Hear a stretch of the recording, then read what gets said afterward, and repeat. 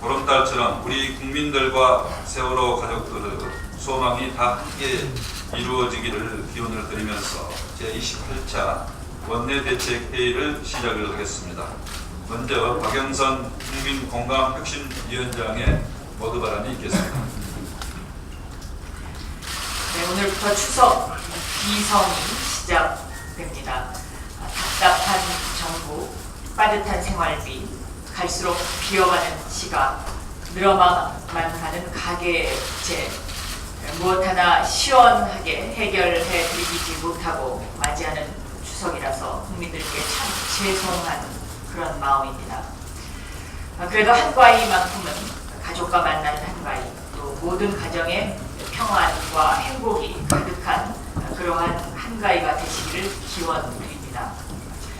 이렇게 말씀드리면서도 마음 한구석에 세월호 유가족과 실종자 가족들의 심정을 떠올립니다.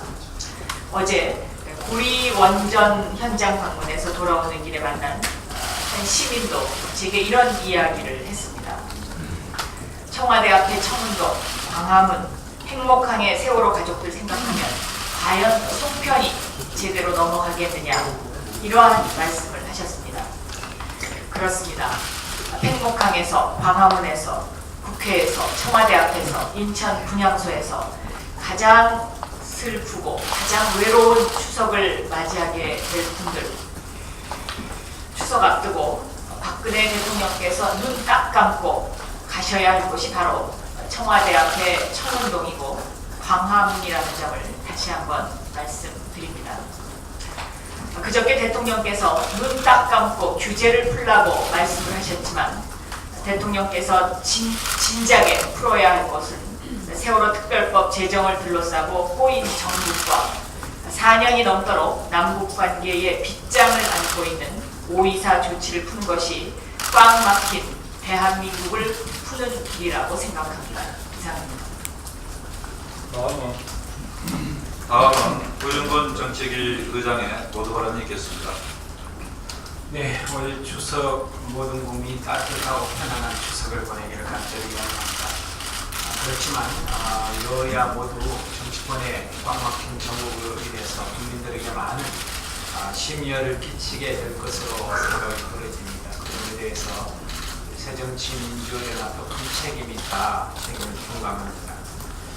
어저께 우리 당의 보건복지의원님들과 함께 민생 현장 방문으로 동자동의 쪽방촌을 다녀왔습니다. 빈곤 취약계층이 모여 사는 대표적인 동네로 빈곤 취약계층의 생활 실태가 어려운 줄은 알고 있었지만 그 정도가 이렇게도 심각한 줄은 저도 미처 짐작치 못했습니다. 서울역 근처 초고층 현대식 빌딩 숲 사이로 언제 무너질지도 모르는 낡은 건물들 사이에 쪽방촌이 있었습니다. 주민들이 사는 곳은 한낮인데도 계단을 오르내리기가 어려울 정도로 아주 어두웠습니다. 그 주민들의 방들은 너무나도 좁아서 방 안에 의원들이 들어설 수가 없었습니다. 더더군다나 이 별도의 취사장이나 이 화장실이 없고 17가구 내지 18가구가 사는 한 계층의 공동 화장실 한 개뿐이었습니다. 화장실 가는데 반나절을 기다려야 화장실을 갈 수 있는 문명화된 이 서울에 이런 곳이 있다는 걸 보통 사람들은 예상조차 하기 어려울 것입니다. 기초생활보장제도는 우리나라의 최후의 사회 안전망으로서 모든 국민의 최소한의 삶을 보장하고 자립기회를 제공하는 제도입니다. 그럼에도 불구하고 광범위한 사각지대의 존재로 인해서 기초생활보장제도가 본연의 기능을 제대로 수행하지 못하고 있다는 지적이 오래전부터 제기되어 왔습니다. 이 기초생활보장제도 사각지대의 핵심 원인은 부양 의무자의 기존에 있다고 저희 당은 판단을 했습니다. 즉 지나치게 엄격하고 까다로운 부양 의무자 기준으로 인해서 빈곤 상태에 처해 있으면서도 국가로부터는 어떠한 혜택도 제대로 받을 수 없는 사람들이 양산되고 있다 하는 것을 저희들이 현장에서 실감했습니다. 박근혜 정부 들어와서 많은 서민 대책을 마련하고 있다고는 하지만 이것들이 진정으로 어렵고 소외된 서민들을 위한 것인지 묻지 않을 수 없습니다. 저희 당에서는 어저께 그분들과 진지한 대화를 보건복지위원회 이 자리에도 남윤인순 의원도 계십니다만은 김춘진 위원장, 또 인재근 의원님, 또 김성주 간사, 또 최동희 의원 중심으로 상당 시간을 할애해서 청취를 했습니다. 그리고 저희들이 낸 법안이 이 기초생활보장법 개정안인데 저희 기초생활보장 사각지대의 주요 원인 부양노무자 기준을 완화하는 것, 또 긴급복지지원법 개정안으로서 긴급지원 기준 완화를 통해서 저소득 취약계층 지원을 활성화하는 법들, 그리고 사회보장 수급권자의 발굴 및 지원법이라고 해서 사회복지 사각지대를 발굴해서 지원 체계의 구축을 하는 것 등등을 가능하면 빠른 시일 안에 통과시킬 수 있도록 노력하겠다는 다짐을 어저께 새롭게 하고 왔습니다. 올 추석에 이렇게 어렵고 소외된 계층 여러분들이 희망을 갖고 힘을 내시기를 당부드립니다. 감사합니다. 저도 한 가지 말씀을 드리겠습니다.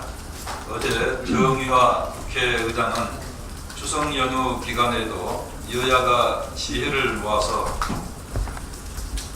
세월호 특별법을 준비할 수 있도록 하자고 당부를 하면서 세월호 특별법에 대한 합의와 90여 건의 법안 처리가 함께 이루어질 수 있도록 노력해 달라고 이렇게 말하였습니다. 국회의장이 추석 이후 본회의에 배부된 90여 건의 일반 법안에 대해 처리를 촉구를 하자 언론 보도에 의하면 새누리당은 오는 15일 단독으로라도 국회 본회의를 열어서 계류 법안을 선별 처리한다는 뻔뻔스러운 주장을 늘어놓았다고 합니다. 유가족들과의 대화에서 더 이상 양보할 게 없다고 막말성 발언을 하고 국회의장의 세월호 특별법에 대한 중재 노력마저 거부한 새누리당은 세월호를 잇고 싶다는 본색을 드러낸 것입니다. 우리 새정치연합은 세월호 특별법에 대한 처리와 함께 일반 90여 개 법안도 함께 처리하도록 하겠다는 것을 분명히 밝혀둡니다. 일반 법안을 세월호 특별법에 앞서 처리하려는 새누리당 방침을 결코 받아들일 수 없습니다. 추석절에 국민과 유가족들의 간절한 소망을 박근혜 대통령과 새누리당은 눈 딱 감고 속 시원히 해결하도록 세월호 특별법 해결에 전향적으로 나설 것을 촉구를 합니다. 다음은 백재영 수석 부의장의 정책위 수석 부의장의 발언이 있겠습니다.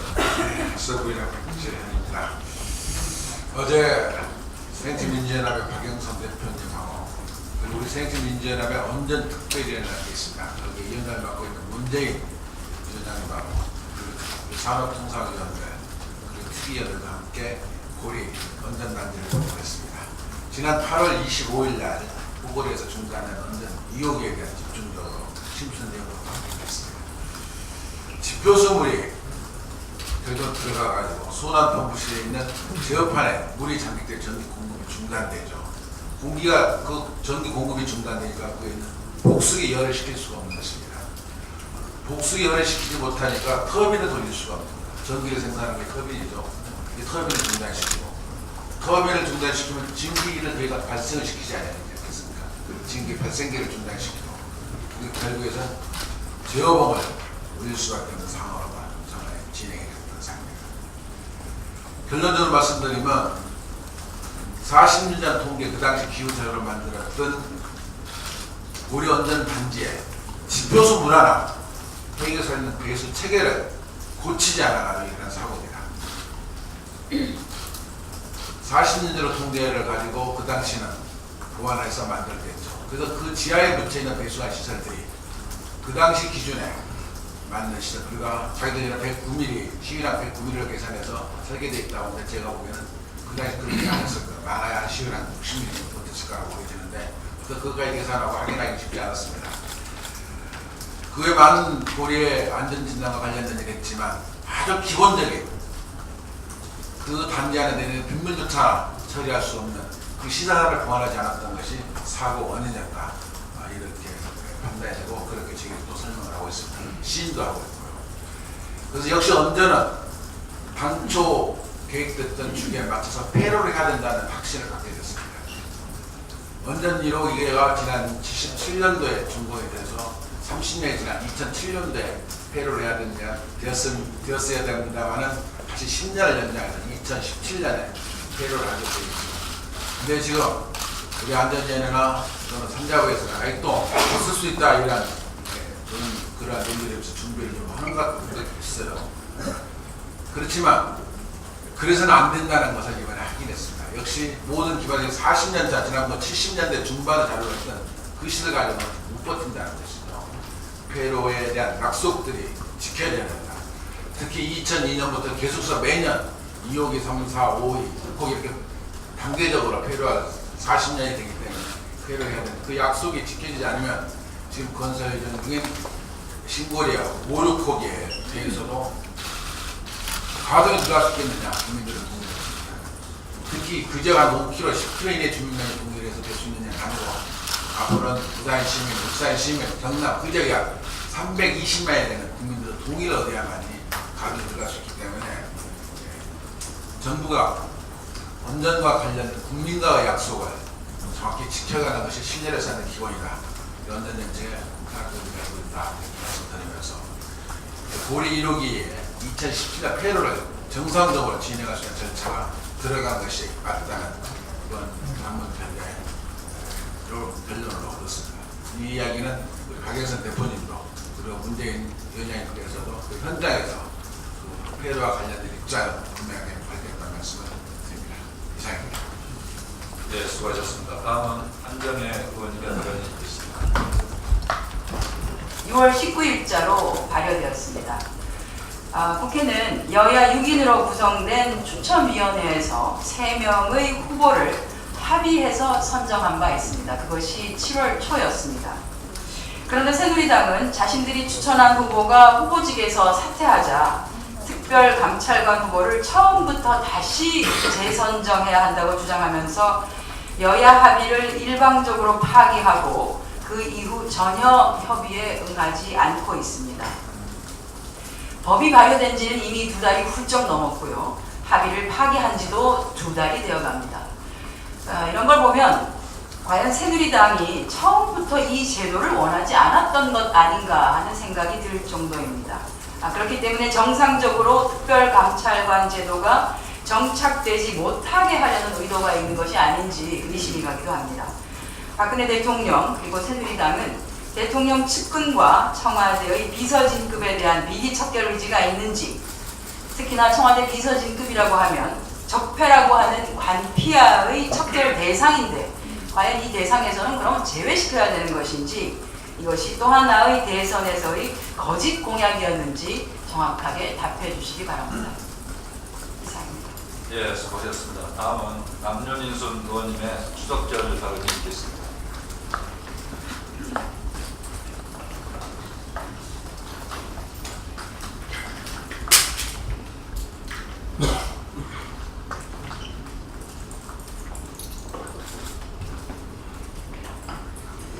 네, 세월호 참사와 경제 위기 등으로 고통스럽고 힘들겠지만 국민 여러분들께서 추석 명절을 맞아서 가족들과 지인들을 또 만나서 따뜻한 정과 위로를 나누는 시간이 되기를 바랍니다. 명절은 또 다른 그 노동절이라고 할 만큼 명절 스트레스를 느끼는 여성들이 늘어나고 있습니다. 통계청에 따르면 설과 추석 명절 전후인 2, 3월과 10월, 11월에 이혼 건수가 바로 직전 달보다 평균 11.5%가 많다고 합니다.